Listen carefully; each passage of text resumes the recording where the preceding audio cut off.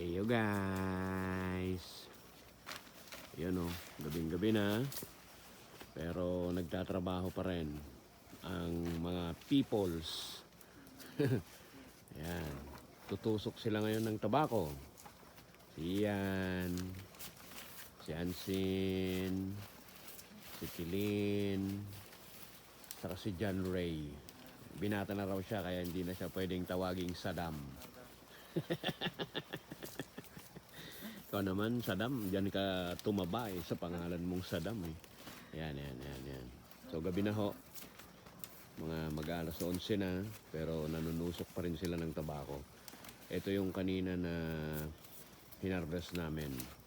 So may mga ano na sila doon. Natusok na sila. Ano ba masabi ninyo guys? Yan. Ha? Oh. Ano?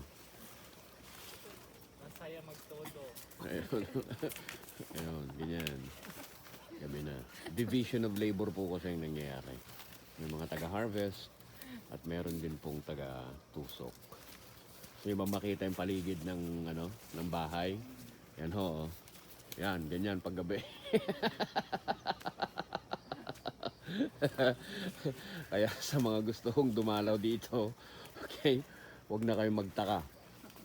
Bakit madilim sa paligid? Mas madilim pa po sana kung wala yan, extension na yan. Nilagyan lang po para dito sa panunusok. Pero kung wala, talagang madilim po dito talaga. Yan, ganyan. Ano masabi mo, Tilin? Wala mo tanong ko. Eskwela ka, di mo magsaaw. Kamatansen, niya may bagam. You guys. Oh, palimos po ko na yun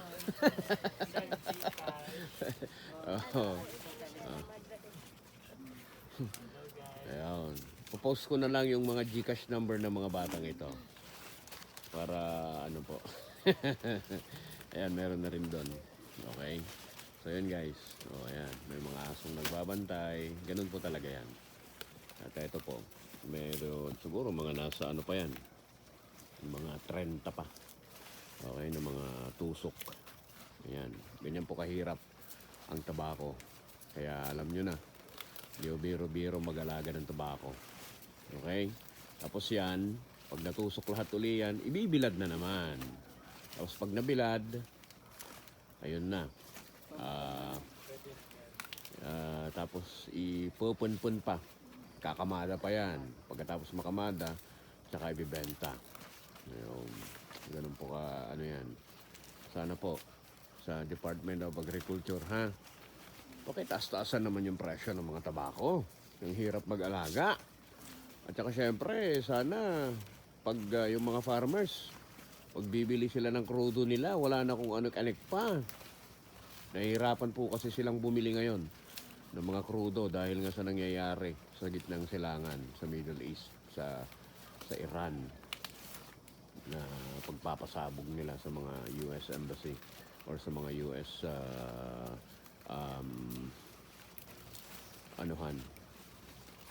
installations. Yun. So medyo nahihirapan po yung mga farmers natin na mag-avail ng krudo. It is because of that. So yun. So, yan guys.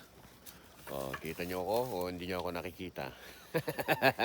Ganito ho yan. Yan. Diba? So, maraming salamat po sa inyo. Ngayon, tapos na si Tilin. And hanggang sa susunod, yun po. Hanggang matapos po nila yan, hindi nila titigilan yan.